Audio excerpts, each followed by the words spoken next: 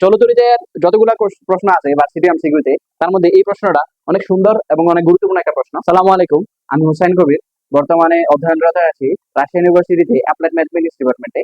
তো আজকে হচ্ছে আমরা চলতরিতের খুব ইম্পর্টেন্ট একটা কোয়েশ্চেন নিয়ে আসছি। এই প্রশ্নটা ঢাকা ইউনিভার্সিটিতে আসছিল সম্ভবত 2020-21 সালে, ঠিক আছে।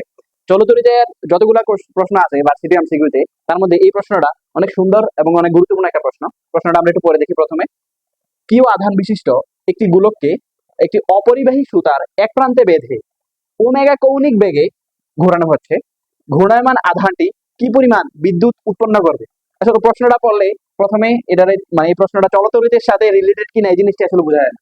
কারণ মানে চলতরিতে সাধারণত এই ধরনের প্রশ্ন আসে না, বাস এই একটা কোশ্চেনই আছে এই পর্যন্ত ভার্সিটি এমসিকিউতে। এই মানে এরকম একটা মানে ইম্পর্টেন্ট এবং সুন্দর একটা প্রশ্ন। তাহলে আমরা প্রশ্নটা এখন সলভ করব। তো প্রশ্নটা সলভ করার শুরুতে আমরা সবাই জানি তড়িৎ প্রবাহ আই সমান কিউ বাই টি, ঠিক আছে। এটা আমরা আশা করি সবাই সিসিতে বলে আসছো যে I equal to Q by T, অর্থাৎ আধান মানে টি সময়ে প্রবাহিত আধান,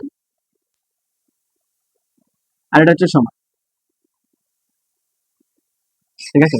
তড়িৎ প্রবাহ আছে একক সময়ে প্রবাহিত আধান, তাহলে আই সমান কিউ বাই টি। তাহলে এখানে আমরা এই জিনিসটা এইভাবে সলভ করব।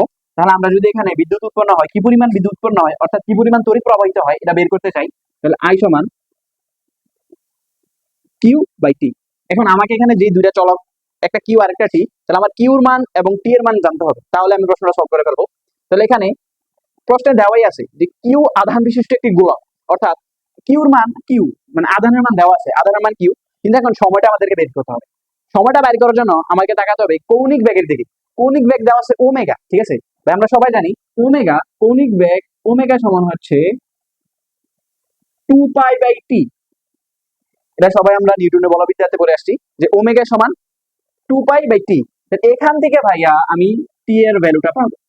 এখান থেকে যদি আমি সাইড চেঞ্জ করি, টি সমান আসতেছে 2π/ওমেগা, ঠিক আছে।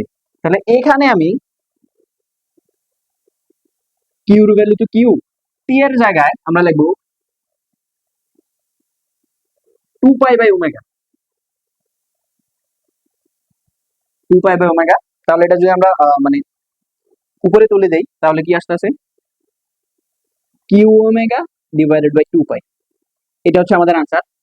এমসিকিউর উত্তর হচ্ছে এটা। এটা ঢাকা ইউনিভার্সিটিতে 2020-21 সালে আসছিল। তো এই ধরনের আরো সুন্দর সুন্দর গুরুত্বপূর্ণ এমসিকিউ দেখতে চাইলে আপনারা আমাদের চ্যানেলের পাশেই থাকুন এবং পেজটা ফলো করবেন। আসসালামু আলাইকুম।